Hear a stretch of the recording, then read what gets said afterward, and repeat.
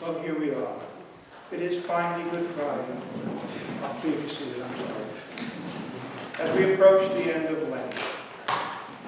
Now, Jesus may be the center of our gospel, but it is always one person who stands out in this story, and that is Peter.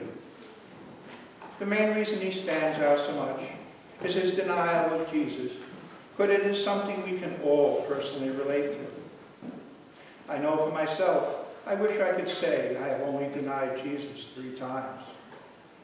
But there have been many times in my life that I have denied Jesus.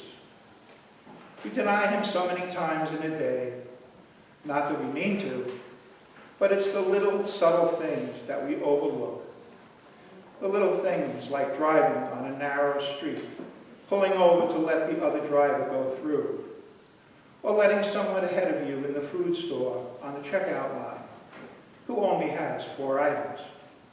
If we weren't just being human, it would be easy to follow Jesus.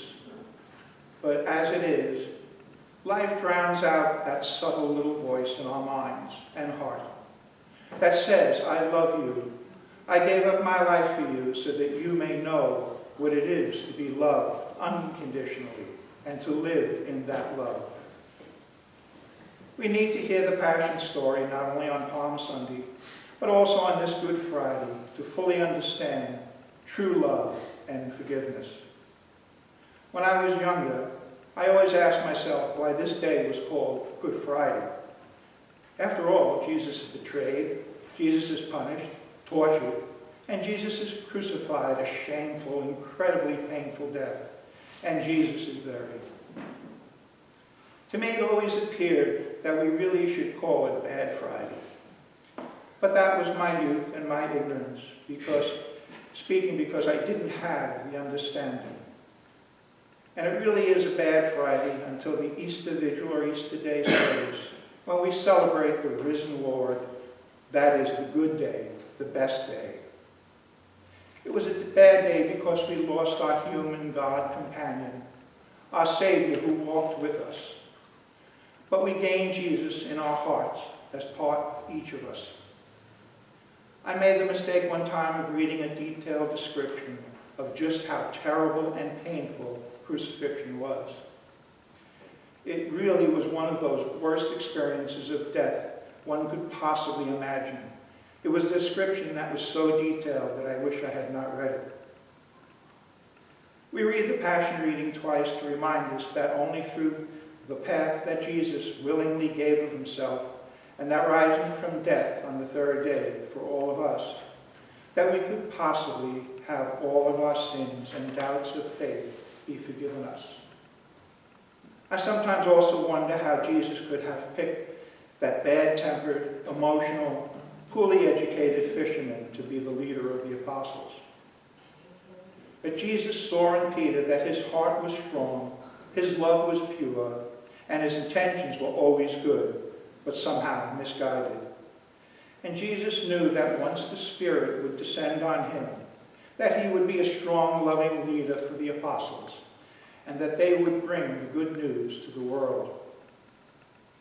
God saw in his great human creation that there was always the ability in our hearts to love and forgive and understand. Otherwise, he would not have given us his only Son to live in human form, to teach and love us, and to die for us and our sinfulness and give us life eternal. I recently read a book that contained a poem by one of the great Anglican poets, George Herbert. I would like to share it with you and ask that you do listen and meditate on this poem as I recite it. Philosophers measured mountains, fathoms the depth of the seas, of states and kings, walked with a staff to heaven and traced fountains. But there are 2 vast, spacious things, the which to measure it doth more behoove, yet few there are that sound them sin and love. Who would know sin, let him repair unto Mount Olivet. There shall he see a man so wrung with pains, and all his hair, his skin, his garments bloody be. Sin is that press and vice which forceth pain, to hunt his cruel food through every vein. Who knows not love, let him essay, and taste that juice which on a cross pipe did set a broach, and let him say, if ever he did taste like that, like the like, love is that liquor, sweet and most divine, which my God feels as blood, but I as wine. Again, let me repeat that last line. Which my God feels as blood, but I as wine. I ask that you meditate on this and think about it. And as we wait to celebrate the risen Christ and the new Eucharist, think about those words once again. May God bless and watch over us as we wait to celebrate the risen Lord. Amen.